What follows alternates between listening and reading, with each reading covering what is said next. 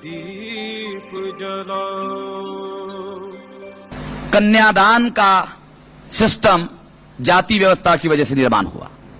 कन्या कोई वस्तु नहीं है जिसको दान किया जाए, परंतु उन्होंने एक धार्मिक व्यवस्था बनाई, कन्यादान। काय के लिए? क्योंकि स्त्री अगर उपवर हो गई, शादी योग्य हो गई, तो उसकी शादी करने की जिम्मेवारी मां बाप की ही होगी।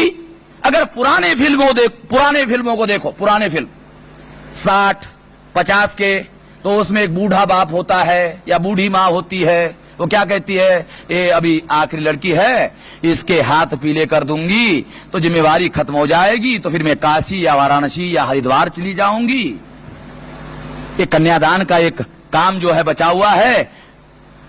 ये पुराने फिल्मों में आप देखेंगे, ये ब्राह्मणिकल सोशल ऑर्डर की जो बातें हैं वो आपको मिलेगी वहां। एक कन्यादान का जो सिस्टम है, एक कन्या का सिस्टम रखा उन्होंने कि परिवार ही कन्या का शादी करेगा। क्योंकि अगर कन्या खुद, लड़की खुद अपने पसंद से शादी करेगी तो वो जाति के बाहर जाकर शादी कर सकती है। अगर उसने ऐसा किया तो जाति व्यवस्था खतरे में पड़ सकती है, और अगर जाति व्यवस्था खतरे में पड़ेगी तो जाति व्यवस्था खत्म हो जाएगी, और अगर खत्म हो गई तो ब्राह्मण की जो सुप्रीमेसी है वो खत्म हो जाएगी, और इनकी जो गुलामी है ये खत्म हो जाएगी। ये नहीं होनी चाहिए, कन्यादान का सिस्टम बनाया। दूसरी बात, बाल विवाह की जो मामला है वो भी जाति व्यवस्था के साथ जुड़ा हुआ है कि कन्या विवाह योग्य होने के पहले ही शादी कर दी जाए, क्योंकि जो विवाह योग्य होगी तो अपने पसंद से शादी कर सकती है, इसलिए बचपन में ही शादी कर दी जाए। और मां बाप बचपन में शादी करेगा तो मां बाप की जिम्मेवारी होगी, वो जाति अंतर्गत ही शादी करेगा तो जाति बनी रहेगी। अगर आप बाबा साहब अम्बेडकर ने कास्ट इन इंडिया जो किताब लिखा पढ़ लेना, अगर बाबा साहब अम्बेडकर ने एनिहिलेशन ऑफ कास्ट लिखा तो पढ़ लेना। जो मैं कह रहा हूं उसके एविडेंसेस वहां मिलेंगे, जो मैं विश्लेषण कर रहा हूं उसमें और विस्तार से आपको एविडेंसेस मिल जाएंगे। तो ये बात साथियों जानने समझने की है कि ये जो बाल विवाह है, विधवा विवाह है, क्योंकि इंडोगामी और एक्सडोगामी जाति अंतर्गत विवाह जाति व्यवस्था बनाए रखने का सूत्र है। जाति के बाहर जाकर अगर शादी होगी तो जाति व्यवस्था खतरे में पड़ेगी, इसलिए विधवा विवाह पर पाबंदी लगाई गई। विधवा का विवाह नहीं होना चाहिए। अगर विधवा का विवाह हुआ तो क्या होगा?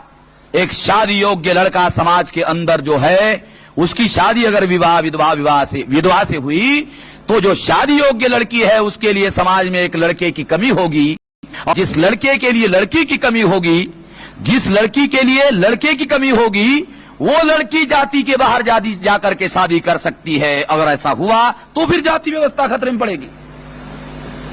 माइटोकॉन्ड्रियल डीएनए के आधार पर जो संशोधन हुआ उसने यह सिद्ध किया कि जाति व्यवस्था निर्माण करने के लिए ब्राह्मणों ने महिलाओं का इस्तेमाल किया। ये एविडेंस है जो मैं आपको बता रहा हूं, ये एविडेंस है जो मैं आपको बता रहा हूं। और दूसरी बात, जो सती प्रथा है, ये सती प्रथा भी जाति व्यवस्था को बनाए रखने के लिए निर्माण किया गया। कैसे? क्योंकि अगर मान लो कि उसको उन्होंने, वो विधवा हो गई और पाबंदी लगा कि ये शादी ना हो, पाबंदी लगाई गई, विधवाओं को विवाह करने पर पाबंदी लगाई गई, मगर उन्होंने देखा कि ये वैधव्य जो है, ये विधवा को शादी ना करने का जो बंधन है, ये बहुत जबरदस्ती है, ये इसको टिकाए रखना संभव नहीं है।